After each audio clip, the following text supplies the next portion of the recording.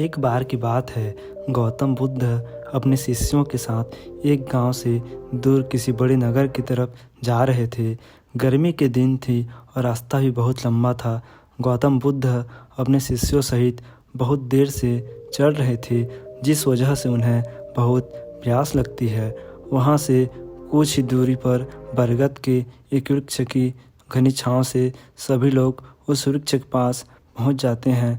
महात्मा बुद्ध अपने शिष्यों सहित वृक्ष की घनी छाया के नीचे विश्राम करने लगते हैं। बहुत देर से चलने की वजह से सभी का गला प्यास से सूख रहा था। यह बात बुद्ध जानते थे। बुद्ध ने अपने एक शिष्य को कहा, आप इस बरगद की छाया से 20 कदम दूर जाकर बरगद की 2 बार परिक्रमा करके वापिस आओ। शिष्य वैसा ही करता है जैसे बुद्ध ने बताया। परिक्रमा के बाद जब शिष्य महात्मा बुद्ध के पास आया तो बुद्ध बोले कि क्या आपको किसी ठंडी हवा का अनुभव हुआ था? शिष्य बोला, हाँ महात्मा बुद्ध, उस उत्तर की दिशा तरफ से मुझे कुछ ठंडी हवा की अनुभव हुआ था।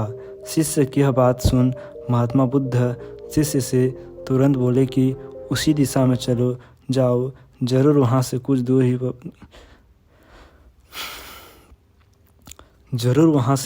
कुछ ही दूर पर एक तालाब अवश्य मिलेगा। उस तालाब से सबके लिए पानी ले आओ। शिष्य उसी दिशा में जब कुछ दूर जाता है तो वहाँ से सच में एक तालाब होता है।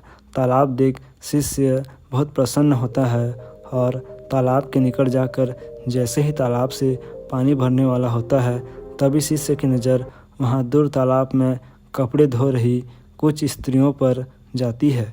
यह देख शिष्य मन में सोचता है कि यह पानी तो गंदा हो गया, लेकिन जब शिष्य ध्यान से तालाब के पानी को देखता है कि अभी भी तालाब का कुछ पानी साफ है, इतने में 2 बैलगाड़ी जोर से तालाब के किनारे से होती हुई निकल जाती हैं।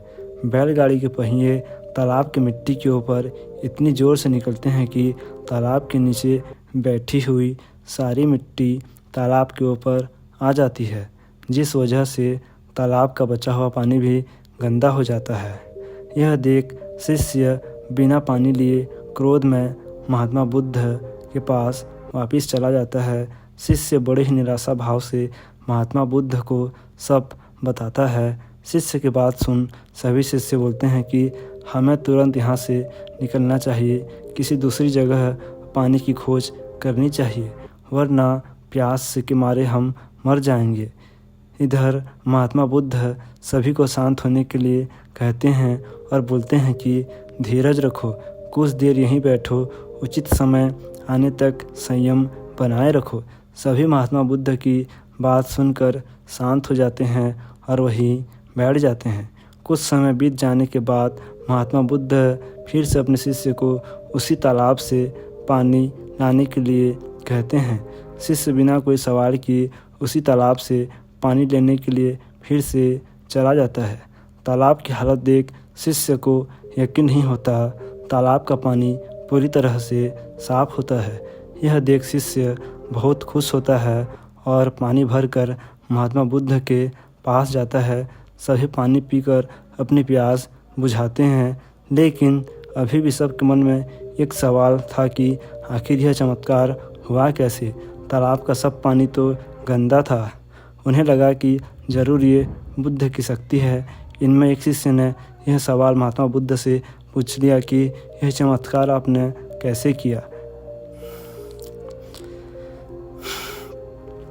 शिष्य का जवाब देते हुए महात्मा बुद्ध बोले कि यह कोई चमत्कार नहीं है, यह आपके सब्र का फल है। यह फल है आपके सब्र बनाए रखते हुए उचित समय के इंतज़ार का। जितनी देर हम सब लोगों ने सब्र किया, उतनी देर तक तालाब के पानी के ऊपर तैर रहे सभी गंदे तत्व मिट्टी तालाब के पानी के नीचे बैठे रहे थे। फिर कुछ देर बाद शिष्य जब वहाँ तालाब के पास पहुँचा तब दूषित कण नीचे बैठ चुके थे, जिस वजह से तालाब का पानी पहले की तरफ साफ हो चुका था। तालाब साफ दिखाई दे रहा था। यदि उस समय आप लोगों ने सब्र न बनाया होता, धैर्य न रखा होता, तो आप इस इतनी गर्मी में पानी की खोज में प्यासे रहकर शायद अब तक मृत्यु को प्राप्त हो गए होते, क्योंकि यहाँ से अलग कोई तालाब है या नहीं, और होगा भी तो क्या उसका पानी साफ़ होगा या नहीं। इस सब कारणों से आप कभी प्यास ना बुझा पाते और प्यासे ही मर जाते।